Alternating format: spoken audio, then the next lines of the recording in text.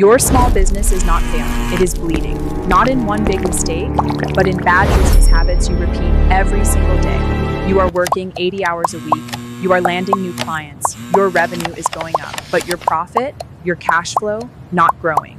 These are the small business mistakes that corporate teams are trained to spot and that nobody ever translates for the founder in the trenches. Hit that subscribe button, like and share this video to your family and friends. I spent years inside company operations, sitting in boardrooms where companies with $50 million in revenue were quietly going broke. Not because of bad products, not because of bad people, because of operational habits that looked harmless on the surface and destroyed cash flow underneath. Today, we are breaking down 11 bad business habits that are secretly draining your cash flow and keeping your business small in 2026. These are the same habits that get flagged in internal audits at Fortune 500 companies, except nobody translates them for the small business owner. Fix just 3 or 4 of these, and your profit margins will completely change. Let us go.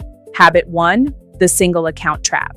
This sounds almost too simple to matter, but I have seen this exact mistake in businesses doing $500,000 a year. If you keep all of your operating cash and your reserve in one easily accessible checking account, you will slowly spend it. That is human nature. Corporate treasury teams solve this with multi-account structures and approval processes precisely because they know what happens when money feels available. Your brain sees the balance and finds reasons to justify the spend, create physical friction, separate accounts. Your business should feel leaner than it actually is. Habit 2, chasing gross revenue instead of net profit. In every corporate budget meeting I have ever sat in, the first number on the slide is always gross revenue. Nobody leads with margin. That is not an accident. That is how leadership keeps the room focused on the exciting number rather than the uncomfortable one.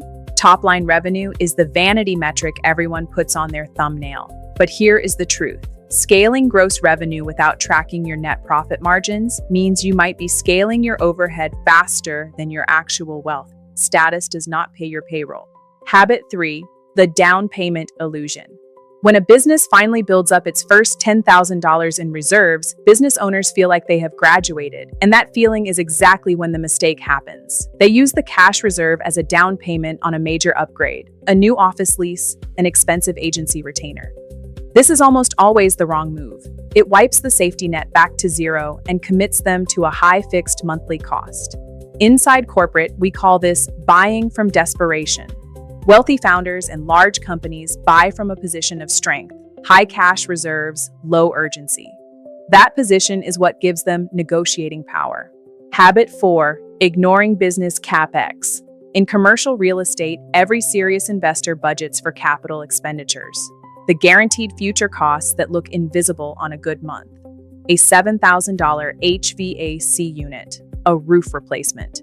Investors who ignore CapEx eventually get wiped out by a cost they technically always knew was coming. Your business has the same thing, a sudden legal dispute, key equipment breaking down, your biggest client going quiet for 90 days. If you are not setting aside a percentage of monthly revenue for these inevitable moments, you are not running a business. You are running on luck. Habit 5, falling for the ecosystem trap. Almost nothing in business exists in isolation, and enterprise software vendors build their entire pricing models around this fact. When you buy a complex CRM, it does not just cost the monthly subscription fee. It requires a Zapier account to connect it, a consultant to configure the workflows, and training hours from your team. Large companies have IT procurement teams whose entire job is to map these ecosystem costs before signing a contract. Small business owners sign up for the headline price and discover the real cost 6 months later. Every major purchase creates a downstream ecosystem that demands additional purchases. Habit 6, relying on motivation instead of systems.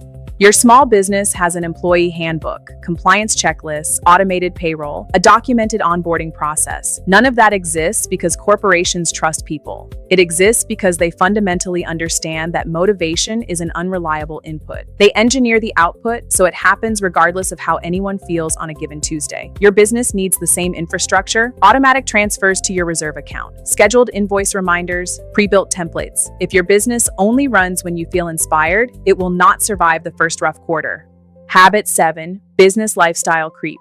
The corporate world has a term for this at a personal level: lifestyle inflation. But it happens to businesses too, and nobody talks about it. Revenue spikes, so the founder upgrades the branding, moves into a bigger space, expands the tech stack. It feels earned, but overhead creep is silent and permanent. Each new expense becomes a fixed cost that resets your profit baseline. Then a slow quarter hits, and suddenly the overhead that felt comfortable is a liability. The founders who build real wealth are the ones who deliberately keep their cost structure lean even when revenue grows. Habit 8. Ignoring cost per use. Procurement teams at large companies do not evaluate expenses by sticker price. They evaluate by cost per use and return on investment. A $10,000 piece of equipment used 2,000 times costs $5 per use, excellent value. A $50 per month software subscription opened twice a year costs $300 per login. When you start applying the same lens your corporate counterparts use to every business expense, the way you allocate capital completely changes. Most of your worst financial decisions are not the big ones. They are the recurring small ones nobody audits. Habit 9. Buying for social proof. I want you to think about the last time a founder bought something that was really for their peers, not their customers. A downtown luxury office, a premium website redesign that did not actually convert better, a brand photo shoot before they had product market fit. These are social purchases disguised as business decisions. Corporate psychology calls this impression management, spending resources to signal status to a specific audience, and it creates a treadmill. Because once you set a visible standard, falling below it feels socially unacceptable, and you keep spending to maintain appearances rather than building actual margin. Habit 10. Avoiding defensive pessimism.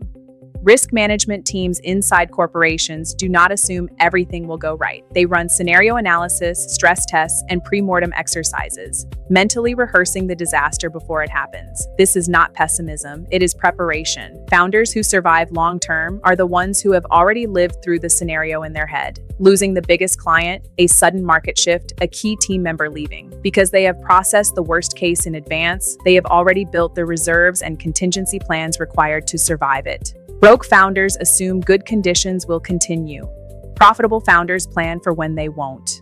Habit 11. The paralysis of perfection. This is the one that keeps more capable people on the sidelines than any other habit on this list. And here is what nobody tells you. The conditions are never going to be perfect. There is no perfect economic window. There is no moment when your website, your product, and your confidence all align at the same time.